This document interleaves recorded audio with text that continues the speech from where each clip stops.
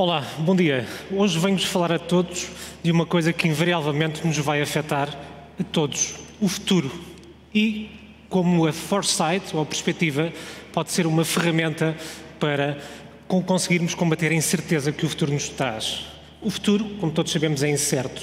E nós hoje vivemos naquilo que definimos como o mundo VUCA, que é um mundo caracterizado pela volatilidade, pela incerteza, pela complexidade e pela ambiguidade, fruto da globalização ou do desenvolvimento tecnológico que hoje em dia acontece de uma forma bastante rápida. Vamos imaginar o seguinte: imaginemos uma pandemia global de um vírus parecido ao vírus da SARS. Esta pandemia espalha-se pelo globo todo e provoca na esmagadora maioria das pessoas apenas sintomas ligeiros. Provoca igualmente milhões de mortos e somos apenas capazes de produzir uma vacina passado um ano. Soa-vos familiar? Talvez não seja aquilo que estejam a pensar. Este foi o guião de um exercício prospectivo de geração de cenários chamado Event 201, que foi organizado em outubro de 2019 pelo Johns Hopkins Medical Center, pelo World Economic Forum e pela Fundação Bill and Melinda Gates. E este é o poder da geração de cenários. A perspectiva, ou geração de cenários, é basicamente um processo ou um conjunto de metodologias que, através do Business Intelligence, captação de informação e geração de cenários, permite apoiar a tomada de decisão estratégica das organizações. Porque nós não podemos prever o futuro, como é evidente, mas podemos pensar acerca de futuros alternativos. E uma coisa importante a reter é que o foresight, ou a perspectiva, não é um forecast. Um forecast, ou uma previsão, extrapola dos dados passados. É uma coisa linear. Não é isso que nós fazemos. E porquê? Porque nas nossas organizações, quando pensamos acerca do futuro, quando definimos a nossa estratégia, o nosso modelo de negócio, temos um foco muito limitado. É o foco daquilo que fazemos no nosso dia-a-dia, da nossa operação normal. É geralmente aí que concentramos os nossos esforços. Mas no mundo VUCA, naquele mundo cheio de incerteza e instabilidade, o que acontece é que as nossas organizações são afetadas por fatores externos à própria organização. E um grande exemplo disso são as companhias aéreas. Sejam por conflitos militares, crises políticas, pandemias, todos estes fatores afetam a nossa operação do dia-a-dia e têm cada vez mais um impacto forte na nossa organização. E é isto que a geração de cenários pretende combater, ao criar vários cenários diferentes e ir buscando informação externa à nossa organização para que nós consigamos criar estratégias que sejam mais resilientes face à incerteza do futuro. Uma pequena resenha histórica. A perspectiva surgiu após a Segunda Guerra Mundial, através de um think tank norte-americano chamado Rand Corporation. Na altura surgiu maioritariamente para fazer cenários para testar o novo armamento norte-americano no conceito da Guerra Fria.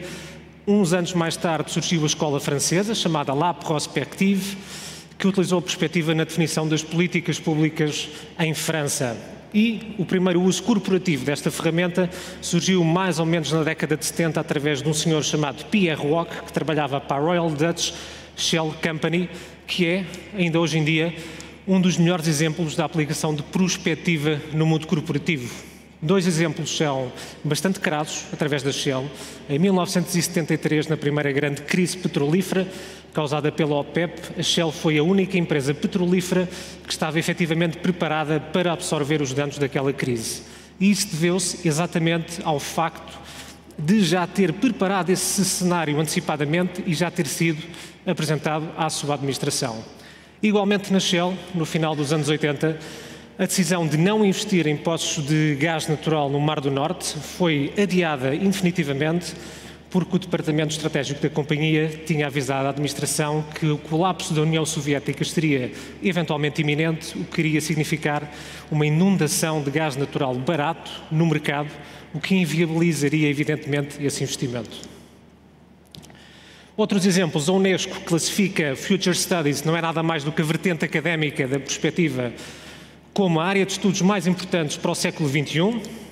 A União Europeia utiliza a perspectiva ativamente na definição das políticas comuns e da Comissão Europeia e, neste momento, está a incentivar os Estados-membros, inclusive a Portugal, a criarem gabinetes prospectivos para que efetuem o planeamento estratégico dos seus países utilizando esta ferramenta. Na Europa, alguns bons exemplos de países que utilizam regularmente são a Finlândia, o Reino Unido e a França, e em Portugal temos, curiosamente no setor energético, duas grandes empresas que utilizam a perspectiva na definição da sua política estratégica e de investimento, como são o caso da Galp e da EDP.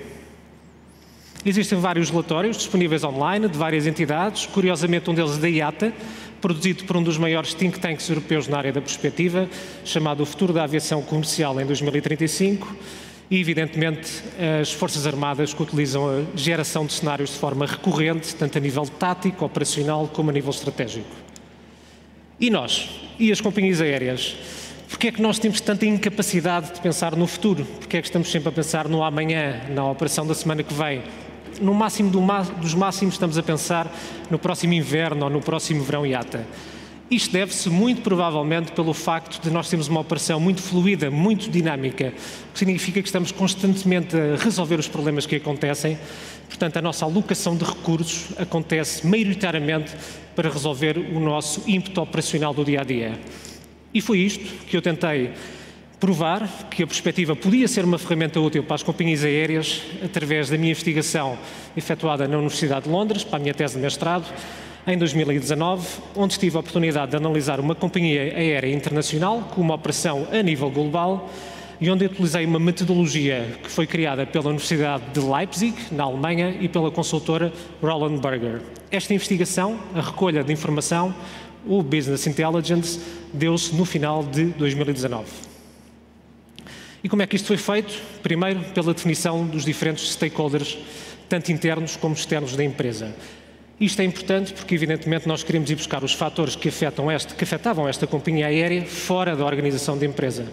Os fatores de origem política, de origem económica, social, ambiental, legal e também relacionado com a aviação. E para isso tive 21 stakeholders internos da companhia a participar, todos C-level higher management da empresa e 59 externos de várias áreas diferentes, de várias empresas diferentes, todos peritos na sua área de atuação.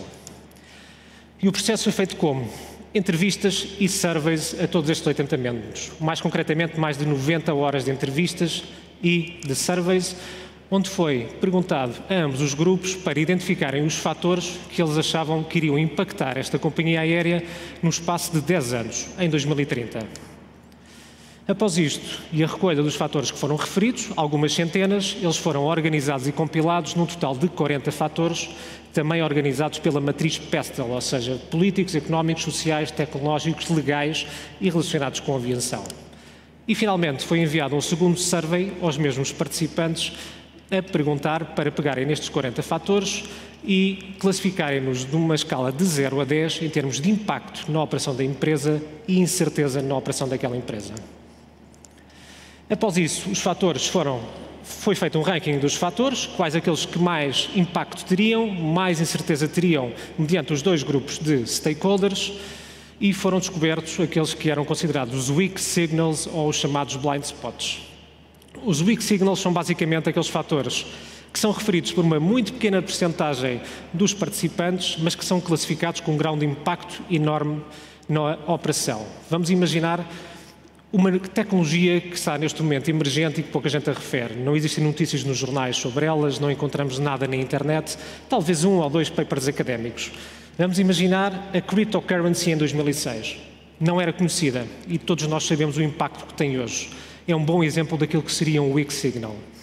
Um blind spot, pelo contrário, é o ponto cego de pensamento estratégico, ou seja, são aqueles fatores que o higher management da empresa classificou com um determinado valor de impacto, mas os elementos externos à empresa classificaram com um valor de impacto significativamente superior, que significa que podem ser fatores que estão a ser overlooked, que estão a ser descurados pela administração da empresa e ela deverá prestar mais atenção aos mesmos.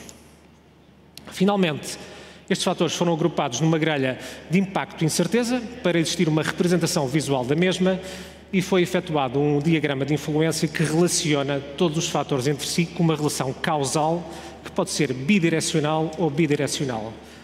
E, finalmente, foram definidas aquilo que nós chamamos as critical uncertainties, as incertezas críticas, que não são nada mais do que aqueles fatores que tiveram um valor de impacto e de incerteza maior, em termos médios, e que podem ser agrupados em pequenos grupos, se estiverem relacionados, ou podem ser usados a nível individual.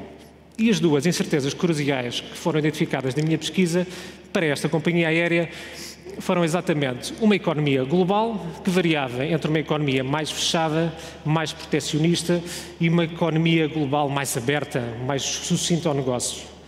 A segunda foi Geopolitics e Security, que variava de um mundo mais inseguro, mais instável, para um mundo mais seguro e mais estável. E a construção dos cenários deu-se nestes quatro eixos, nestas quatro vertentes, em que cada um deles representa o que estas duas incertezas cruciais, a posição destas incertezas cruciais nos eixos. A partir daqui dá-se a construção da narrativa. Um cenário não é nada mais que uma história que tem de ser imaginativa, como é evidente, tem de ser plausível e que tem de refletir as preocupações do higher management. Evidentemente, para que estes cenários sejam lidos. E foi o que aconteceu neste caso. Eles tiveram nomes cinéfilos, como parece ser evidente, para captar a atenção de quem os lia, que seria a administração desta própria empresa, e os cenários foram construídos. As conclusões do estudo foram bastante interessantes. Havia claramente uma convergência de pensamento estratégico entre os dois grupos. Os fatores que ambos consideravam que eram mais importantes, que teriam mais impacto ou que teriam mais incerteza, eram congruentes, eram iguais entre os dois. No entanto, houve algo que eu chamaria o wow factor, que foi a descoberta dos blind spots.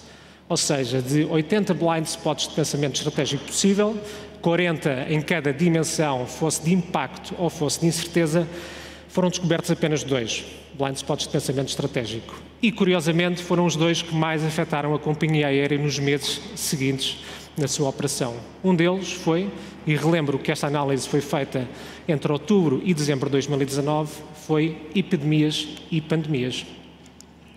E a perspectiva não é nada mais do que isto. É aquilo que nós fazemos no nosso dia-a-dia, todos.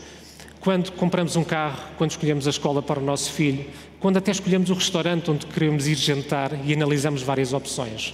E a geração de cenários é pegar nisto, nesta capacidade inata e natural que nós já temos de fazer inconscientemente e transpô-la para a tomada de decisão estratégica das empresas. Analisar vários cenários para o futuro, tomar ou ajudar a criar a nossa estratégia e torná-la mais resiliente com os diferentes cenários que nós criamos. Obrigado a todos.